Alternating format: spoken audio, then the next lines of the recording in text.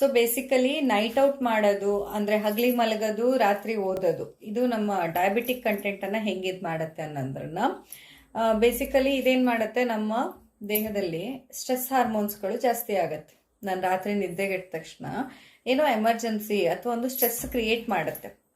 And in fact exam ಇದ್ದಾಗ ನಾವು ಅಥವಾ ಯಾವುದೇ ಪರೀಕ್ಷೆಯನ್ನ ಎದುರಿಸುವಾಗ ಅಥವಾ ಯಾವುದೇ ಚಾಲೆಂಜ್ ಅಂತ ಕಂಡೀಷನ್ ನಮ್ಮ ಜೀವನದಲ್ಲಿ ಬಂದಾಗ ಇದು ಕಾರ್ಟಿಸಾಲ್ ಅಂತ ಸ್ಟ್ರೆಸ್ ಹಾರ್ಮೋನ್ ಇದು ರಿಲೀಸ್ ಆಗುತ್ತೆ. That is good actually. ಅಂದ್ರೆ ಕಾರ್ಟಿಸಾಲ್ ಕೆಟ್ಟದಂತಲ್ಲ.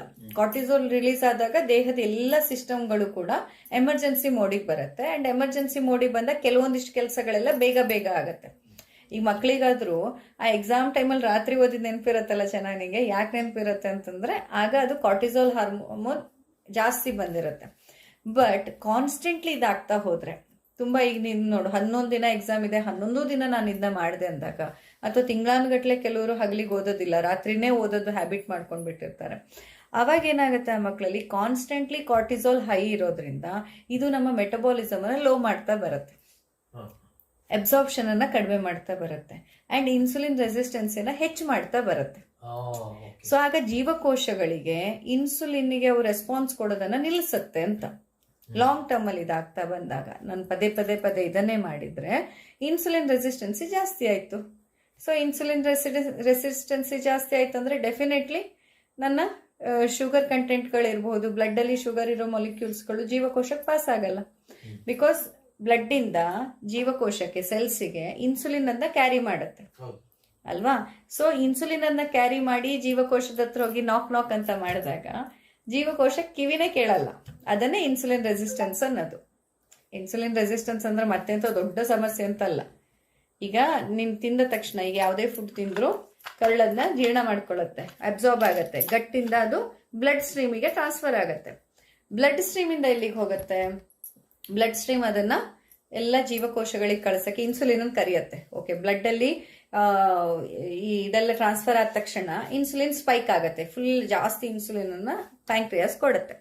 ಸೊ ಆ ಕೊಟ್ಟಂತಹ ಇದು ಇನ್ಸುಲಿನ್ ಏನ್ ಮಾಡುತ್ತೆ, ಅದೆಲ್ಲದನ್ನ ಕ್ಯಾರಿ ಮಾಡಿಬಿಟ್ಟು ಸೆಲ್ಸ್ಗಳ ಹತ್ರ ಹೋಗುತ್ತೆ. ತಗೊಳ್ಳಿ ಯಾರ್ಯಾರಿಗೆ ಎಷ್ಟೆಷ್ಟು ಬೇಕು ಅಂತ. ಎಲ್ಲ ಸೆಲ್ಸ್ಗಳು ಅವ್ರವ್ರದ್ದೊಂದು ಮೆಟಬಾಲಿಕ್ ಆಕ್ಟಿವಿಟೀಸ್ ಏನಿದೆ, ಅವ್ರದ್ದು ಎಷ್ಟು ಕೆಲಸ ಇದೆ, ಅದಕ್ಕೆ ಎಷ್ಟು ಬೇಕು ಅಷ್ಟು ತಗೊಂಡು, ಆಮೇಲೆ ಏನಾದ್ರೂ ಎಮರ್ಜೆನ್ಸಿಗೆ ಅಂತಾನು ಸ್ವಲ್ಪ ಎಕ್ಸ್ಟ್ರಾ ಇಟ್ಕೊಂಡು ಬಾಕಿದ್ ಮತ್ತೆ ವಾಪಸ್ ತಗೊಂಡೋಗಪ್ಪ ಅಂತಾರೆ. ಅದನ್ನ ಆಮೇಲೆ ತಗೊಂಡೋಗಿ ಮಸಲ್ಸಿಗೆ ಕೊಡೋದು, ಮಸಲ್ಸಿಗೆ ಕೊಡತ್ತೆ. ಆಮೇಲೆ ಮಸಲ್ಸ್ಗಳು ಅಷ್ಟೇ, ಅವ್ರಿಗೀಗ ನಿಮ್ದು ಇಡೀ ದಿನದ ಆಕ್ಟಿವಿಟಿ ಎಷ್ಟಿದೆ, ಎಷ್ಟು ವ್ಯಾಯಾಮ ಇದೆ, ಎಷ್ಟು ವರ್ಕೌಟ್ ಮಾಡ್ತೀಯಾ, ಎಷ್ಟು ಆ ಮಸಲ್ಸ್ ಅನ್ನ ಯೂಸ್ ಮಾಡ್ಕೋತೀಯಾ, ಅದನ್ನ ನೋಡ್ಕೊಂಡ್ಬಿಟ್ಟು ಅದನ್ನ ರಿಸೀವ್ ಮಾಡ, ನನ್ನ ಖರ್ಚಿಗೆ ಇಷ್ಟು ಸಾಕು ಸಾಮಾನ್ಯ, ಮತ್ತೆ ಎಮರ್ಜೆನ್ಸಿಗೆ ಅಂತ ಇನ್ನೊಂಚೂರು ಇಟ್ಕೊಂಡು ಮತ್ತೆ ವಾಪಸ್ ಕಳ್ಸತ್ತೆ. ಅಲ್ಲಿಂದ ಅದು ಲಿವರಿಗೆ ಹೋಗತ್ತೆ. ಇನ್ನ ಹೆಚ್ಚು ಉಳಿದ್ರೆ, ಈಗ ನಾವು ತಿಂದಿರೋದು ಫುಡ್ ಇನ್ನ ಅಂದ್ರೆ ಅದರಿಂದ ಅಬ್ಸಾರ್ಬ್ ಆಗಿರೋದು ಇನ್ನ ಹೆಚ್ಚು ಉಳಿದ್ರೆ ವಾಪಸ್ ಲಿವರಿಗೆ ಹೋಗುತ್ತೆ. ಸೊ ಲಿವರು ಮೆಟಬಾಲಿಕ್ ಆಕ್ಟಿವಿಟಿಗೆ ಎಷ್ಟು ಬೇಕೋ ಅಷ್ಟು ಇಟ್ಕೊಂಡು ಉಳಿದಿದ್ದನ್ನ ಕೊಲೆಸ್ಟ್ರಾಲ್ ಆಗಿ ಕನ್ವರ್ಟ್ ಮಾಡುತ್ತೆ. ಕನ್ವರ್ಟ್ ಮಾಡಿ ಇಟ್ಕೊಳತ್ತೆ, ಬಾಡಿಲಿ ಡಿಪಾಸಿಟ್ ಮಾಡ್ತಾ ಬರುತ್ತೆ. ಕೊಲೆಸ್ಟ್ರಾಲ್ ಆಗಿ ಡಿಪಾಸಿಟ್ ಆಗೋದು ಹಿಂಗೆ. ಅಂದ್ರೆ ಈ ನನ್ನ ಸೆಲ್ಸಿಗೂ ಯುಟಿಲೈಸ್ ಆಗಿ ಮಸಲ್ಸಿಗೂ ಸಾಕಾಗಿ ಇನ್ನ ಹೆಚ್ಚಿರೋದನ್ನ ಮಾತ್ರ ಲಿವರು ಕೊಲೆಸ್ಟ್ರಾಲ್ ಆಗಿ ಕನ್ವರ್ಟ್ ಮಾಡಿ ಇಟ್ಕೊಳ್ತಾ ಹೋಗತ್ತೆ. ಮುಂದೆ ಯಾವಾಗ್ಲಾದ್ರೂ ಎಮರ್ಜೆನ್ಸಿಗೆ ಆಗತ್ತೆ ಅಂತ. ಬಟ್ ಇದೇ ಪ್ಯಾಟರ್ನ್ ಪದೇ ಪದೇ ಪದೇ ಆಗ್ತಾ ಬಂದಾಗ ಏನಾಗತ್ತೆ, ಇನ್ಸುಲಿನ್ ರೆಸಿಸ್ಟೆನ್ಸ್ ಅಂತ ಬಂದಾಗ ಸೆಲ್ಸ್ಗಳು ರಿಸೀವ್ ಮಾಡೋದಿಲ್ಲ, ಅದನ್ನ ಬ್ಲಡ್ ಅಲ್ಲೇ ಉಳ್ಕೊಳ್ಳುತ್ತೆ. ಬ್ಲಡ್ ಶುಗರ್ ಅಲ್ಲಿಂದ ಸ್ಪೈಕ್ ಆಗ್ಬಿಡತ್ತೆ. ಅಂಡ್ ಇಲ್ಲಿ ಹಂಗೆ ಉಳಿತಾ ಹೋಯ್ತು ಅಂತಂದಾಗ ಅದು ಇಂಟರ್ನ್ ನಮ್ಮ ಮೆಟಬಾಲಿಸಮ್ ಅನ್ನು ಹಾಳು ಮಾಡುತ್ತೆ, ಲಿವರ್ ಹೆಲ್ತ್ ಅನ್ನು ಹಾಳು ಮಾಡ್ತಾ ಬರುತ್ತೆ, ಅಂಡ್ ಮಸಲ್ಸ್ ಅನ್ನು ವೀಕ್ ಮಾಡ್ತಾ ಬರುತ್ತೆ. ಹಾಗಾಗಿ ಈಗ ನಮ್ಗನ್ಸೋದು ಅಯ್ಯೋ ಒಂದು ನೈಟ್ ಔಟ್ ಅಲ್ವಾ, ಏನಾಗತ್ತೆ, ದಿನದಲ್ಲಿ ಒಂದು 5-6 ತಾಸು ಮಲಗಿದ್ರೆ ಆಯ್ತು, ಡೇ ಟೈಮ್ ಆಗ್ಲಿ ನೈಟ್ ಟೈಮ್ ಆಗ್ಲಿ ಏನು ಅಂತ. ಹಂಗಾಗಲ್ಲ. ನೈಟ್ ಟೈಮಲ್ಲಿ ನಾವು ರಾತ್ರಿ ನಿದ್ದೆಗೆಟ್ಟು ಓದೋದ್ರಿಂದ ಎಲ್ಲೋ ಅಪರೂಪಕ್ಕೆ ಮಾಡಿದಾಗ ಏನಾಗೋದಿಲ್ಲ. But don't make it as a habit. ಅದೊಂದು ಹ್ಯಾಬಿಟ್ ಮಾಡ್ಕೋಬಿಡ್ಬೇಡ, ಅಥವಾ ದಟ್ ಇಟ್ಸ್ ಓಕೆ ಅಂತ ಫೀಲ್ ಬೇಡ ಅಂತ. ಈಗ ಅನಿವಾರ್ಯ ಆದಾಗ ಹೌದು, ಮಕ್ಕಳಲ್ಲಿ ಇದರಲ್ಲಿ ನನಗೂ ಅರ್ಥ ಆಗತ್ತೆ ಕಷ್ಟ ಅನ್ನೋಂಥದ್ದು. ಆದರೆ ಅಯ್ಯೋ ತೊಂದರೆ ಇಲ್ಲ, ಪರವಾಗಿಲ್ಲ, ಎಷ್ಟೊತ್ತಿಗಾದ್ರೂ ಸರಿ ಮಲಗ್ತೀನಲ್ಲ ಅನ್ನೋ ಫೀಲ್ ಬೇಡ ಅಂತ. ಕರೆಕ್ಟಾಗಿ ನೈಟ್ ಒಂದು ಅಟ್ಲೀಸ್ಟ್ ನಾನು ಹೇಳೋದು, ನೀನು ಬೇಕಾದ್ರೆ ಬೆಳಿಗ್ಗೆ 3 ಗಂಟೆಗೆ ಎದ್ದೋದು. ನಿನಗೆ ಈಗ ನೋಡಿ, ಈಗ ರಾತ್ರಿ 1 ಗಂಟೆವರೆಗೆ ಓದ್ತೀಯ ಅಂತಂದ್ರೆ ಈಗ ನೀನು 10:30 ಮಲಗೋನು ಬೇಡ, 11 ಆದ್ರೂ ಅಟ್ಲೀಸ್ಟ್ ಇದ್ರೆ 11ರಿಂದ 12, 1, 2 ತಾಸು ಎಕ್ಸ್ಟ್ರಾ ಓದ್ತೀಯ ಅಲ್ವಾ. ಈಗ ನಾನು 10:30 ಮಲಗು ಅಂತಂದ್ರೆ 11:30, 12:30, 2.5 ತಾಸು ಎಕ್ಸ್ಟ್ರಾ ಓದ್ತೀಯ. ಸೊ ಆ 2.5 ತಾಸನ್ನ ಬೆಳಿಗ್ಗೆಗೆ ಇಟ್ಕೊ ಅಂತ. ಈಗೇನು 1 ಗಂಟೆ ಮಲಗಿ ಬೆಳಗ್ಗೆ ಎದ್ದು ಎಕ್ಸಾಮಿಗೆ ಹೋಗಿ ಏನು ಮಾಡೋದಿದೆ ಅಲ್ಲಿ ಆ 2.5 ತಾಸು ಅಲ್ಲಿ ಡಿಲೀಟ್ ಮಾಡಿಬಿಟ್ಟು ಬೆಳಗ್ಗೆಗೆ ಅದನ್ನ ಆ್ಯಡ್ ಮಾಡು. ಈಗ ನೀನು 6 ಗಂಟೆಗೆ ಎದ್ದೇಳ್ತೀಯ ಅಂತಂದರೆ 2.5 ತಾಸು ಬೇಗ ಇದ್ದರೆ ಸಾಕು. ಹಾಂ, ಹಾಗೆ ಮಾಡಿದ್ರು ಬರುತ್ತೆ. ಅಟ್ಲೀಸ್ಟ್ ಇನಿಷಿಯಲಿ ಸ್ವಲ್ಪ ಕಷ್ಟ ಆಗುತ್ತೆ, ಬಟ್ ಲೈಫ್ ಟೈಮ್ ನೋಡು ಈ ಡಯಾಬಿಟಿಸ್ ಅನ್ನೋದ್ರ ಜೊತೆ ಒದ್ದಾಡೋಕ್ಕಿಂತ ಲೈಫ್ ಟೈಮ್ ಇದ್ರ ಜೊತೆ ಇದು ನೋಡು, ಇಲ್ಲಿ ನಿಂಗೊಂದು ತೋರಿಸ್ತೀನಿ, ನಿನಗೆ ಸ್ವಲ್ಪ ಇದು ಬರಲಿ. ಒಂದೇ ನಿಮಿಷ. ಇಲ್ಲಿ ನೋಡಿ, ಇವ್ರದ್ದು ಈ ಪೇಷಂಟು ಇಲ್ಲ ನಮ್ಮ ಲೋಕಲ್ ಪೇಷಂಟ್ ಆಯಿತಾ. ಇವ್ರದ್ದು ಟೈಪ್ 1. ನನ್ನ ಹತ್ರ ಬಂದಾಗ ಅವ್ರಿಗೆ 21 ವರ್ಷ, ಇವಾಗ 22 ವರ್ಷ. ಸೊ ಅವರಿಗೆ ಫಸ್ಟ್ ಡಯಾಗ್ನೋಸ್ ಆಗುವಾಗ ಇದ್ದಿದ್ದು 13 HbA1c 13 ಇದ್ದಿದ್ದು. ಅದು ಬೇರೆ ಎಂತಕ್ಕೂ ಆದಾಗ ಡಯಾಗ್ನೋಸ್ ಮಾಡಿದಾಗ ಗೊತ್ತಾಯಿತು ಓಕೆ ಶುಗರ್ ಇದೆ ಆ್ಯಂಡ್ ಟೈಪ್ 1 ಇದರದ್ದು. ಇದು ಮೊದಲಿಂದಾನು ಇತ್ತು, ಗೊತ್ತಾಗಲಿಲ್ಲ ಅಂತ, ಆಗ ಇದಾಯಿತು. ಸರಿ, ಅವರಿಗೆ ನನ್ನ ಹತ್ರ ಬರುವಾಗ ಈಗಾಗಲೇ ಅವರು ಮೆಟ್ಫಾರ್ಮಿನ್ ಇದನ್ನೆಲ್ಲ ಸ್ಟಾರ್ಟ್ ಮಾಡಿದ್ರು. ಇನ್ನು ಅದು ಕಂಟ್ರೋಲಿಗೆ ಬಂದಿಲ್ಲ ಅಂತಂದರೆ ಇನ್ಸುಲಿನ್ ಹೋಗ್ಬೇಕಂತ ಹೇಳಿದರು, ಬಟ್ ಹೋಗಿರಲಿಲ್ಲ. ಬಿಕಾಸ್ ಡಯಾಗ್ನೋಸೇ ತುಂಬ ಲೇಟಾಗಿ ಆಗಿತ್ತು ಅವರಲ್ಲಿ. ಆ್ಯಂಡ್ ಅವರ ದೇಹದ ತೂಕ ಇತ್ತು 98 kgs.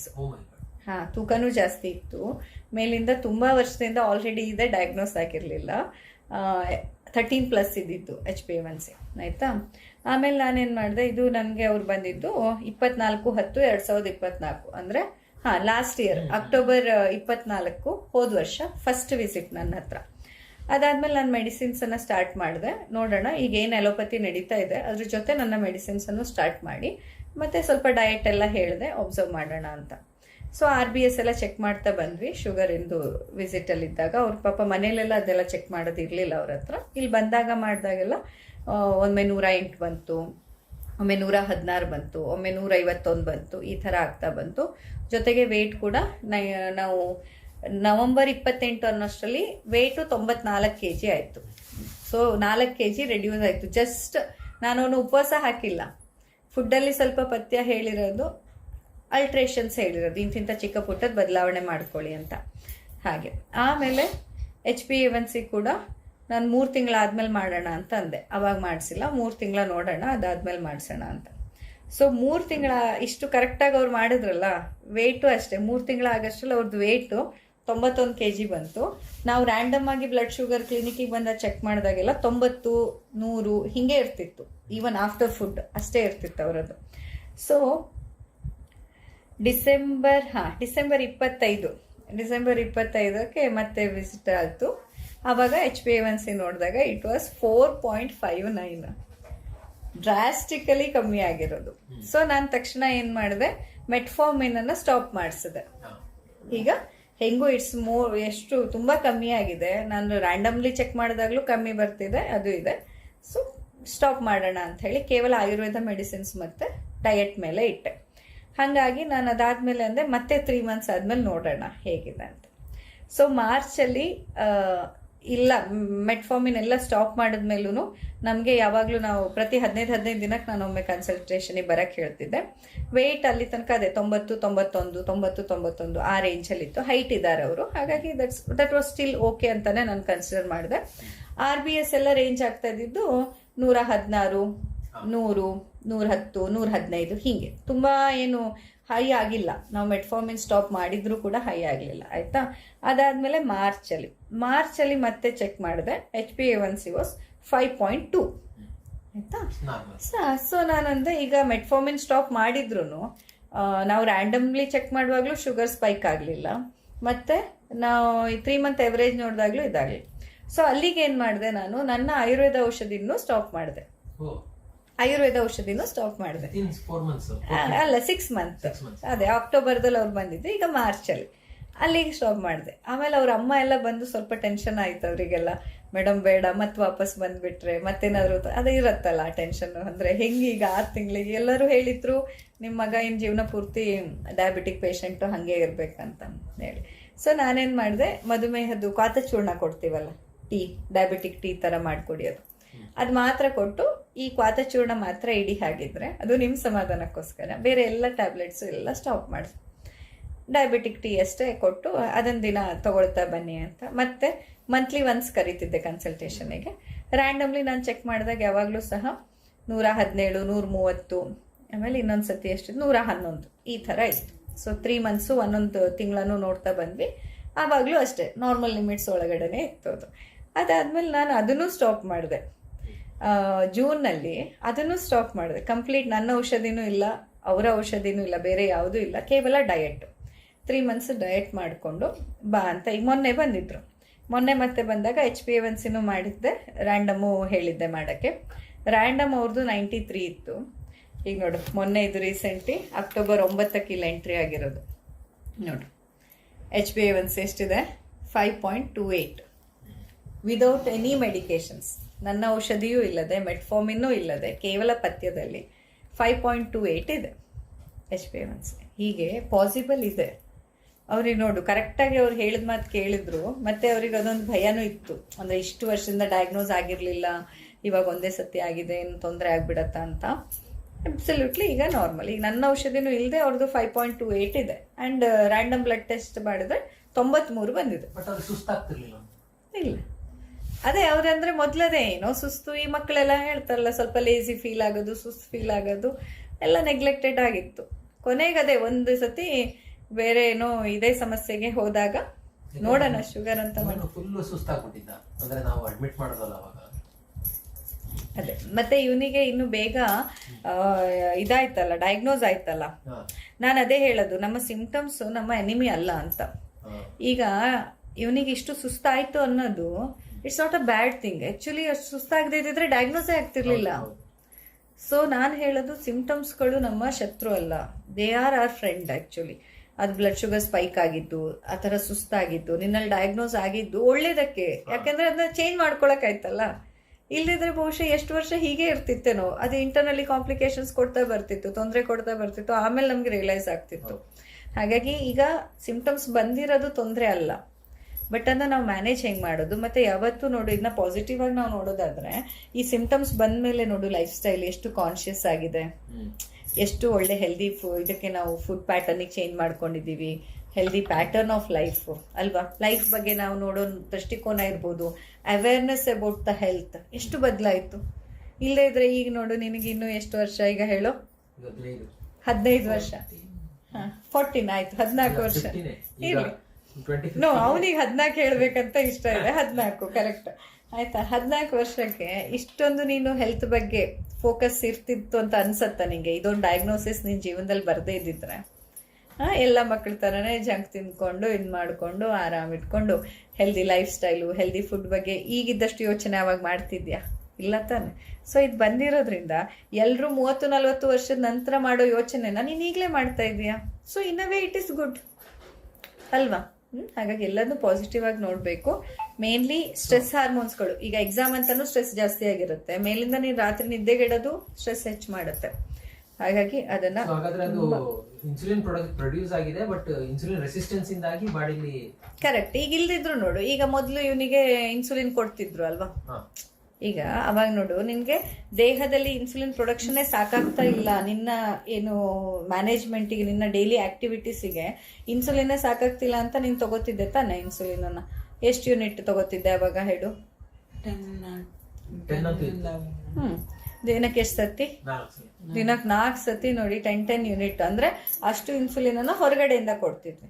ಇವಾಗ ಇನ್ಸುಲಿನ್ ತಗೋತಾ ಇದೆಯಾ? ಇಲ್ಲ. ಇನ್ಸುಲಿನ್ ತಗೊಳೋದ್ ಬಿಟ್ಟು ಎಷ್ಟು ಟೈಮ್ ಆಯ್ತು? 6 ತಿಂಗಳಾಯ್ತು. ಸೊ 5 ತಿಂಗಳಾಯ್ತು ಈಗ ಅಲ್ವಾ. ಈಗ ಸಸ್ಯ ಸಂಜೀವನಿ ಬಂದ್ಮೇಲೆ ಈಗ 5 ತಿಂಗಳಿಂದ ಈಗ ಇನ್ಸುಲಿನ್ ಅಂತೂ ತಗೋತಿಲ್ಲ. ಅದ್ರ ಅರ್ಥ ಏನು? ದೇಹ ಇನ್ಸುಲಿನ್ ಅನ್ನು ತಾನೇ ಪ್ರೊಡ್ಯೂಸ್ ಮಾಡ್ತಿದೆ. ಆ 10 ಯೂನಿಟ್ ಏನೇನು ದಿವ್ಸಕ್ಕೆ 4 ಸತಿ ತಗೋತಿದೆ, ಮಿನಿಮಮ್ 10 ಯೂನಿಟ್ ಅಂತ. ಸೊ ಅದಿಷ್ಟಂತೂ ದೇಹ ತಾನೇ ಮಾಡ್ತಿದೆ ಅಂತ ಆಯ್ತು. ಅಂದ್ಮೇಲೆ ಪ್ಯಾಂಕ್ರಿಯಾಸ್ ಮತ್ತೆ ಪುನಃ ಆಕ್ಟಿವ್ ಆಗ್ತಾ ಇದೆ ಅಂತ ಆಯ್ತು. ಇಲ್ಲ ಅಂತಂದ್ರೆ ಟೈಪ್ 1 ಅಲ್ಲಿ ಇನ್ಸುಲಿನ್ ಬಿಡ್ಸಕ್ಕೆ ಆಗಲ್ಲ ಅಂತ ಹೇಳೋದು ಅಲ್ವಾ. ಈಗ ಬೇರೆಯವರೆಲ್ಲ ಹೇಳೋದು ಅದೇ ತರ ಅಲ್ವಾ. ಸೊ ನಿನ್ನಲ್ಲಿ ಇಷ್ಟು ಬದಲಾವಣೆ ಆಗಿದೆ ಅಂದಮೇಲೆ ಈ ಸ್ಟ್ರೆಸ್ಸು, ಲೈಫ್ ಸ್ಟೈಲು, ಫುಡ್ಡು ಇದ್ರಲ್ಲಿ ಒಂಚೂರು ಮ್ಯಾನೇಜ್ ಇನ್ನೊಂದು ಸ್ವಲ್ಪ ಸೀರಿಯಸ್ ಆಗಿ ಮಾಡಿದ್ರೆ, I know you are still a kid, ನೀನು ಹುಡುಗನೇ, ಇನ್ನೂ ಚಿಕ್ಕವನೇ ನೀನು. ನಿನ್ನಿಂದ ನಾನು ತುಂಬ ಎಕ್ಸ್ಪೆಕ್ಟ್ ಮಾಡಲ್ಲ ಸೀರಿಯಸ್ನೆಸ್ಸನ್ನು. ಆದರೂ ಎಷ್ಟಾಗತ್ತೆ ಅಷ್ಟು ನಿನ್ನಿಂದ ಆಗೋಷ್ಟು ಪ್ರಯತ್ನ ನೀನು ಪ್ರಾಮಾಣಿಕವಾಗಿ ಮಾಡಿದರೆ ನೀನು ಇದರಿಂದ ಪೂರ್ತಿ ಹೊರಗೆ ಬರ್ಬೋದು ಅಂತ. ಸೊ ಈಗ ಇವರದ್ದಾದ್ರೂ ನಿಂಗೆ ತೋರಿಸಿದ್ದು ನಿನಗೊಂದು ಮೋಟಿವೇಟ್ ಫೀಲ್ ಆಗಲಿ ನಿನಗೂ.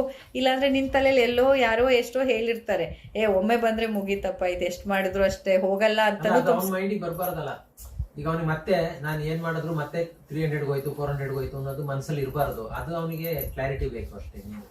ಗೊತ್ತಾಯ್ತಾ? ಹಾಗಾಗಿ ಅದ್ ಮತ್ತೆ ನಾನು ಅಂದ್ರೆ ಅದು ಮೊನ್ನೆ ಯಾಕೆ ಹೋಯ್ತು ಅನ್ನೋದು ಅವನಿಗೆ ರಿಯಲೈಸ್ ಆಗ್ಬೇಕಲ್ಲ, ಅದಕ್ಕಾಗಿ.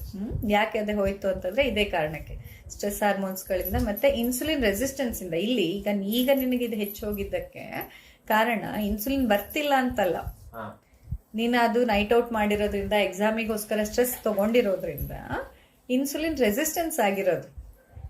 ಹಾಗೆ ಅಂದ್ರೆ ಈಗ ಅದೇ ಇದರಲ್ಲಿ ಸ್ವಲ್ಪ ಬರ್ದಿದಾರಲ್ಲ